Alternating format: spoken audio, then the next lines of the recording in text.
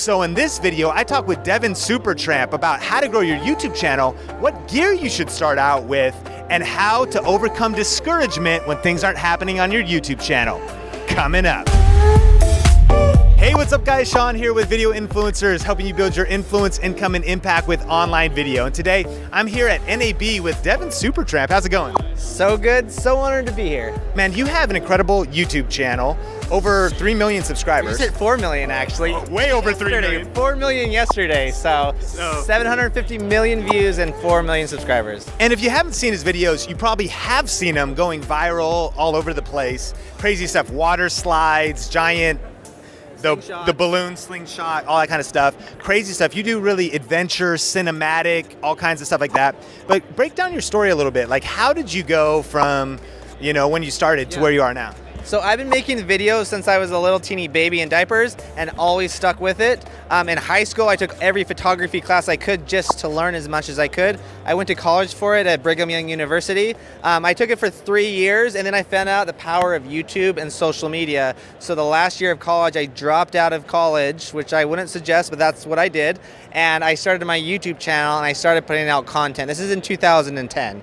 Once I did that, a lot of my videos started going viral, and a lot of companies from all around the world are like, I love this video, can we hire you to do a video on our product? And it just kind of grew bigger and bigger from that. Now, your stuff has really like a ton of kind of inspiration to it. Like that just like vibe of being big, being exciting. Have you always had that? How'd you cultivate that? Yeah, I think when I go onto like the news or YouTube, there's so much negative stuff, and a lot of times I feel like uncomfortable because it's so negative. So I was like, I want to give people a reason to live because I love life, and I want that to be transpire, I don't know the right word, but I want people to feel that when they're watching my video. So that's always been a big part of it, is I just want to show everyone everything good in life. So yeah, that's kind of where it came about. I love that. And if you were to break down, if someone said, I love what you're doing, I want to follow in your footsteps, what are some of your tips for getting started and like building up what you're doing? Yeah. So first thing, give up a social life, say goodbye to your family and friends for 3 or 4 years. Consistent content means a consistent audience. So the more content you can put out consistently, your audience is going to keep on coming back. I had a YouTube channel for 6 years so far. The first 2 years, hardly anything happened. And then I started putting out content every other week. And then that's when I started growing substantially more. And last year we grew the best because we were putting out a video once a week. So to me, that is huge. And also, don't feel you have to have a super expensive camera. Like when I started, I was using a $1,000 camera, and just slowly work your way up there. So it's all about content over expensive and nice equipment. I like that. But if you were to break down what you would recommend someone start with to do a little bit of what you're doing, what are some of the basic gear that they should get? So I would suggest a Canon 5D Mark III, or even a GoPro for that matter. The more camera options you have, the more power you have. And editing software, Adobe Premiere. If you have no money, you can do a 30-day trial period for free. We edit everything on MacBook Pros, so that's what I've been using since the start. I didn't own a computer, so I was just borrowing from a friend, but those were essentially the tools that I was using starting out my channel. I used those tools for the first 2 to 3 years. Now, you come up with all kinds of ideas, and one thing that people, when they say getting into YouTube, sometimes they have those creative blocks, like what to do next, coming up with fresh ideas. What would you say for that? Just create anything as stupid as it sounds. And a lot of times, like, I don't have any ideas, so I'm gonna make what's the next holiday or what's the next big popular thing coming out. I'll do a video based off of that. So just go to the news and see what's trendy and then be inspired by that. And a lot of times I'll go to Facebook and see really cool ideas, and I'll see what can I do to take that idea and make it unique and make it my own.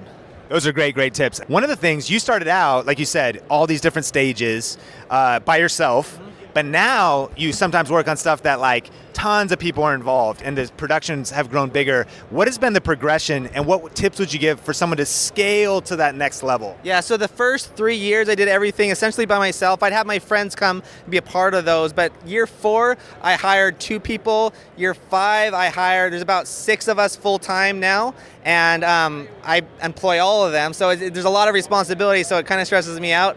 But I think it's literally just building a reputation. When people see that you're doing cool stuff, they want to be a part of that. And then as that happens, you get bigger opportunities and get people sponsoring your videos and stuff like that. But it's just building a reputation of doing cool things, and then you can get a team behind you.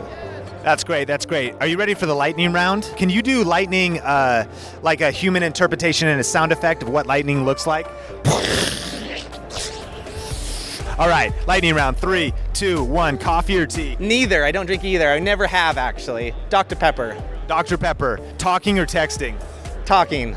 Last song you had on repeat on your iPhone? M83. I can't remember the song name. If you could only have one item, Devin, in a zombie apocalypse, what would it be? Chainsaw, for sure. That's awesome. One book every influencer should read. The War of Art. Your favorite YouTube channel right now? Casey Neistat, Corridor Digital. Those are my two favorite. I like it. NYC or LA? NYC. Cat or dog? Dog. Do you have a dog? She died. Thanks for bringing it up. Oh my gosh. Yeah, she died 6 years ago. It's okay. Jeez, that hurts. That broke my train of thought.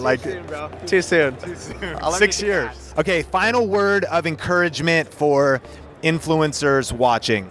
Create as often as you can. Most people are not going to like what you're creating. Don't get discouraged. Every day, even now with where I'm at, I'm getting discouraged, but just know that things get better. The more you create, the more opportunities you have to succeed.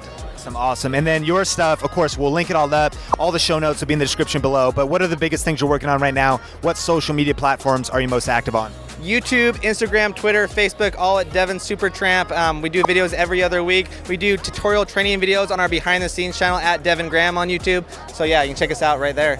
Check it all out. DevinSuperTramp, crushing it. Video influencers, help you build your influence, income, and impact with online video. Thanks for hanging out with us at NAB. Take the mic. Over and out. Boom. Devin, take one, marker. And how to scale your team. Coming up. Booyah. Can you remind me to shoot the intro at the end? Yes. Pick out the 3 hooks.